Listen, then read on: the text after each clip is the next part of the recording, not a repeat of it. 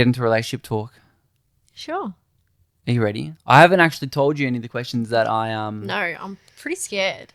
and the reason I really wanted to talk about relationships, especially in like the vegan world, is because you see on Facebook groups all the time, and we get asked sometimes as well. You know, vegans are always like, I would never ever date a non-vegan, and that was 100% me. It was. And that's why I see where these people are coming from when they say that, really.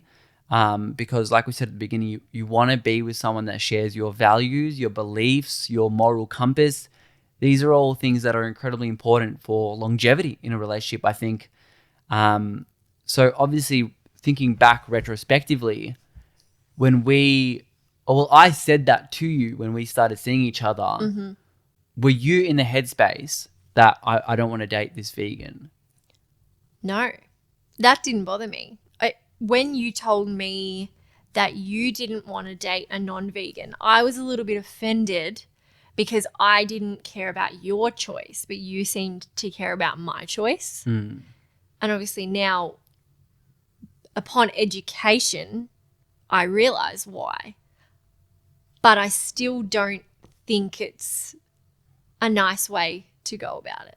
You're just ruling it out completely. Mm. Do you think there's a good way to approach that?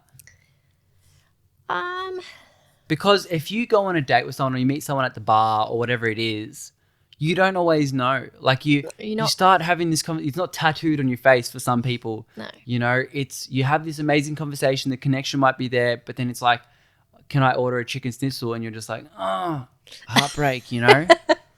Is that how it happened? That's how it happened. That's not true. Would you ever go to someone and be like, I don't want to date you because of you're vegan or because you're not a vegan? Me personally? Yeah. No, I don't think so. Well, you didn't have that issue. No, you did. Maybe we should ask you that question now. But no, like if God forbid something was to happen between you and I and we broke up, yeah, I would be open to dating a non-vegan, but I feel like if our values didn't align, then we probably wouldn't last. Yeah. Right? Our values were obviously aligned, but I just wasn't educated in that department for my values to align with my actions. I thought I was living by my values, but I wasn't. Right? Would you agree? Yeah, like I think when you meet someone, and when I met you, you can just see that someone is compassionate by the way that they treat people, by the way that they treat themselves, by the way they carry themselves. And so I think you have a scope of, I mean, we had this conversation early on. It's like, I have to accept you and love you even if you never made that full 100% switch to plant-based. Yeah. And I think early on you said to me, I might not ever make that change. Yeah, I remember saying that to you. You're like, I might eat mostly plants. Like when I'm home with you, I'll eat 100% plants. But when I go out, I might order something that's not plant-based. And I had to internally accept that. And I feel like you did. I did. And I would still love you and we'd still be where we are if that was the case. Because now more than ever understand that 80% plant-based is better than 10% plant-based. Yeah. So I think it's important to accept people and love people where they are. And I think the way that I went about it in just saying I accept that and being honest about that, I think that didn't scare you away in a way that's like, oh, he actually does love and accept me. And I think that may have pronged a thought to look into that further. Well, it was really hard not to educate myself when you're listening to all these podcasts, YouTube videos. You know, you were educating yourself at the same time. And I remember one time is it Mike the Vegan? Yeah, it was Mike the Vegan. I would have had him on the TV. Yeah. And then you put it on your headphones. And I said to you, you want me to be vegan eventually, but you're hiding away education from me. Wouldn't you want to share it with me? For and you're sure. like, yeah, okay, yeah. He's like, but you said something like, but you're not even listening. I'm like, but it's going in. Yeah, subconscious. Like I'm on my phone or something, but it's going in. Yeah, but I also think at one stage it's like at the end of the day, it's my agenda to want people to be plant-based. So I didn't want it to look, it was almost like I didn't want to impose that belief onto you. So I'm like, I'll just put my headphones in. But I think retrospectively, I think it's a good idea to not use headphones so that you're consuming the same information as your partner so that you can keep growing together. Definitely. Because in relationships, I can imagine sometimes you both started non-vegans, but eventually as a couple can move into veganism. But imagine the disconnect of one person that moved there and one person didn't. And then that can stem from a lot of arguments. So I think listening to information and educating yourselves together, I think was a really important thing. Yeah, I agree. And I think it's even rubbed off on your family. Like your mum and sister are almost fully vegan now, or at least vegetarian. Yeah. That's totally from us. Also, your mum cooking all the beautiful vegan food. Yeah. She's going, oh, I can eat this. I can live off this, and I feel good eating it. Yeah. When you can lose weight without exercising, that's like, that's a hallelujah moment. Light bulb. Do you think it's fair that vegans don't want to date non-vegans? No, I don't think it's unfair. Like, I think it depends on a lot of things. If you've got your own places, I know I probably wouldn't want animals being cooked in my kitchen. I wouldn't want to cook any animals. So, and we had this issue at the start of our relationship when we were going out.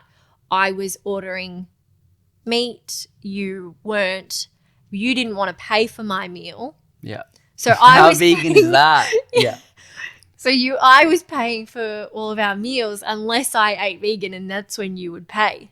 If that's not activism, I don't know what is. And it worked. What a way to force someone to eat vegan food. I will literally pay for you.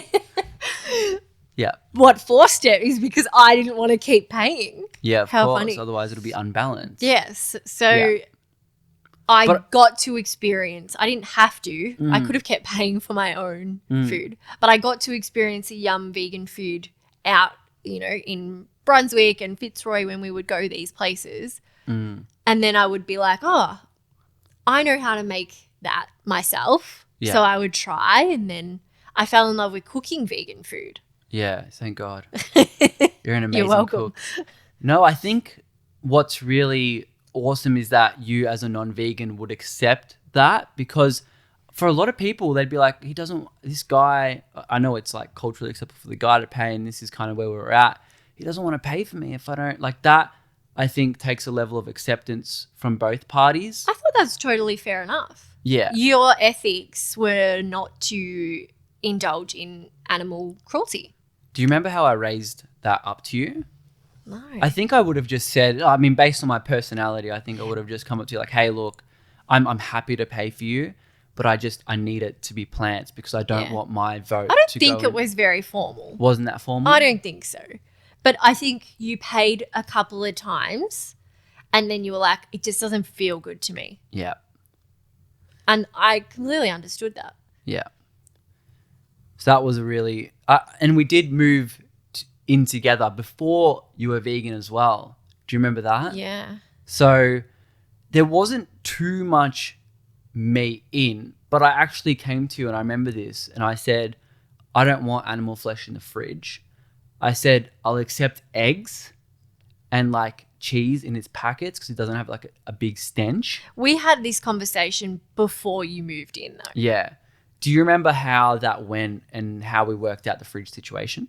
Well, I think it was my fridge. Yeah. So I was kind of like, you're moving into my place, but I wanted it to be your place as well. Yeah. So I didn't, I don't think I even had eggs in it ever.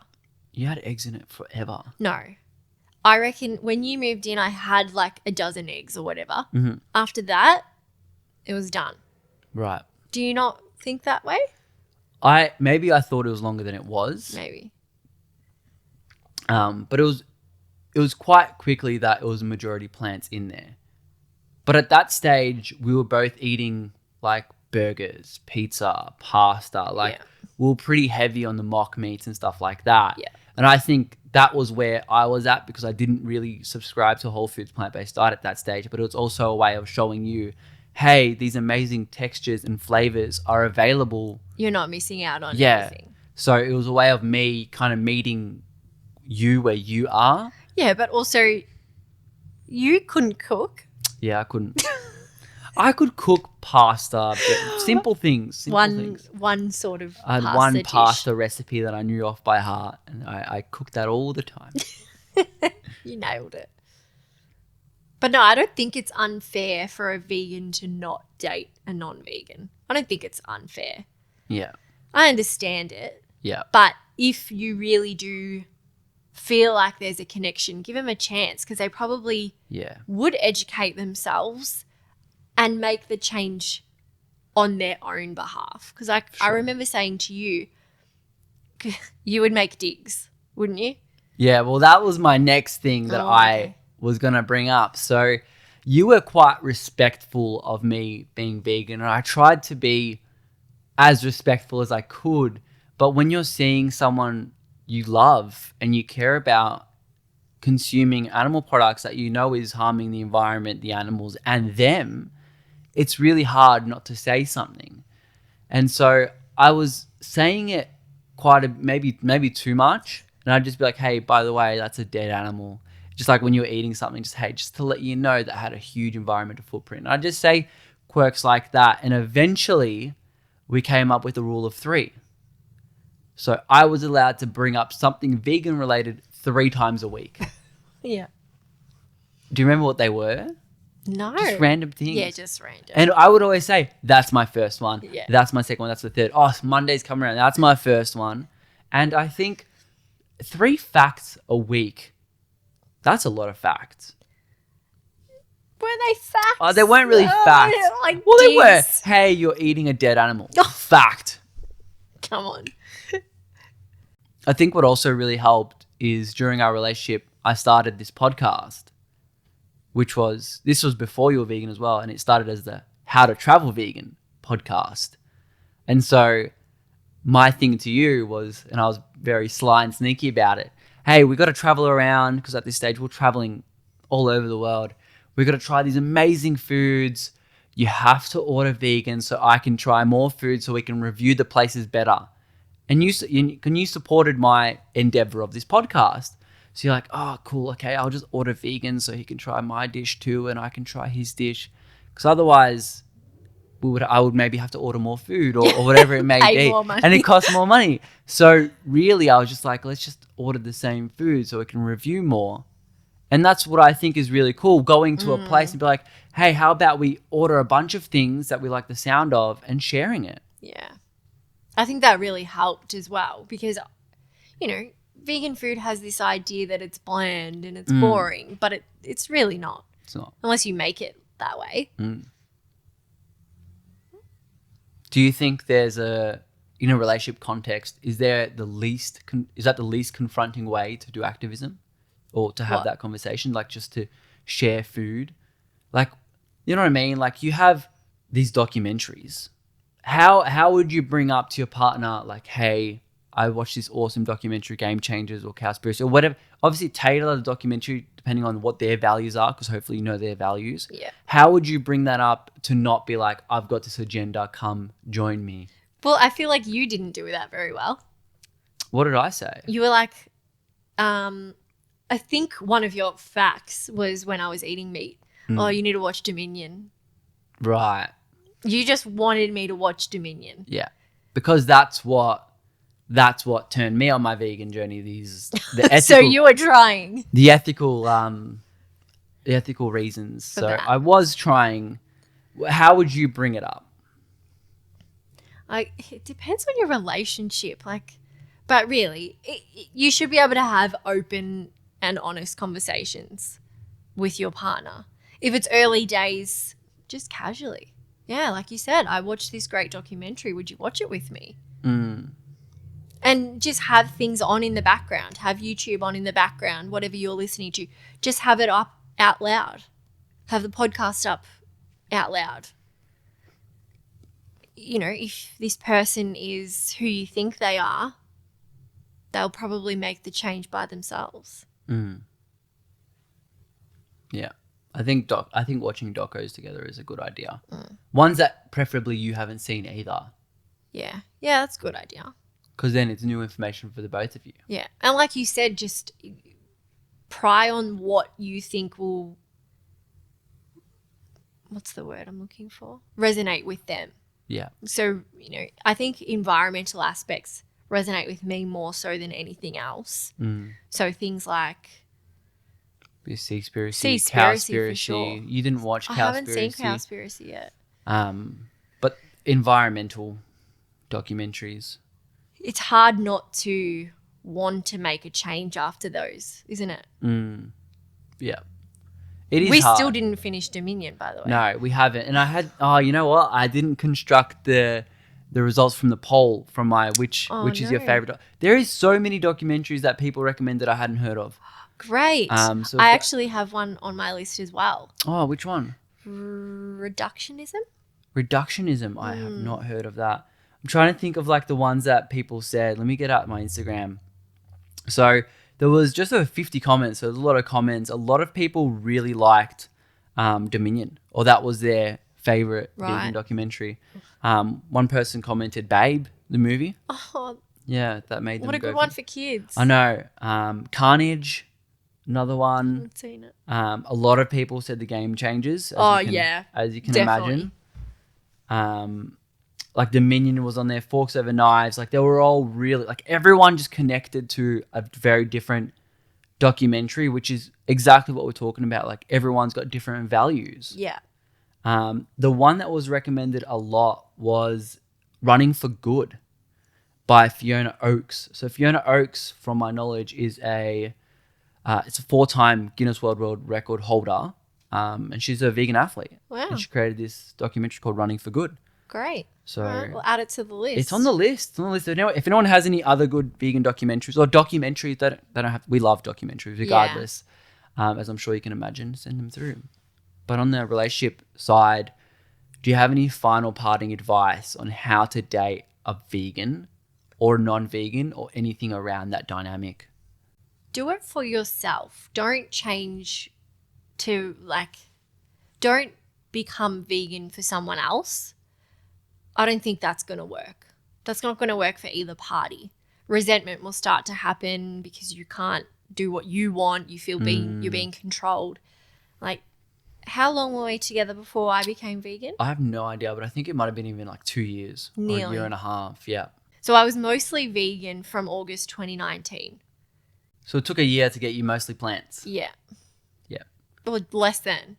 But I did it for myself. I didn't do it for you. And that's how I knew it would stick better if I did it for me and I didn't do it for you. I didn't want to put that on you. Yeah, I love that. And I know you didn't want to put that on me because you still loved me regardless of my choices. But you knew that I was a compassionate person. So you knew that if you tugged on that heartstring, it would work. But I did it in my own time. Yeah. I think I like that a lot, especially in terms of relationship and building that resentment. It's like I'm doing this for that other person. It's like you can't build your beliefs, which is the foundation of the decision you make every day, on someone else. Because if something happens with that someone else, your whole beliefs and foundation and compass of life is shattered. Yeah. And that's why I always said, I'm like, I would never want to go back if we were to have separated. And I won't. It's good. Well, that's the relationship segment done. Woo.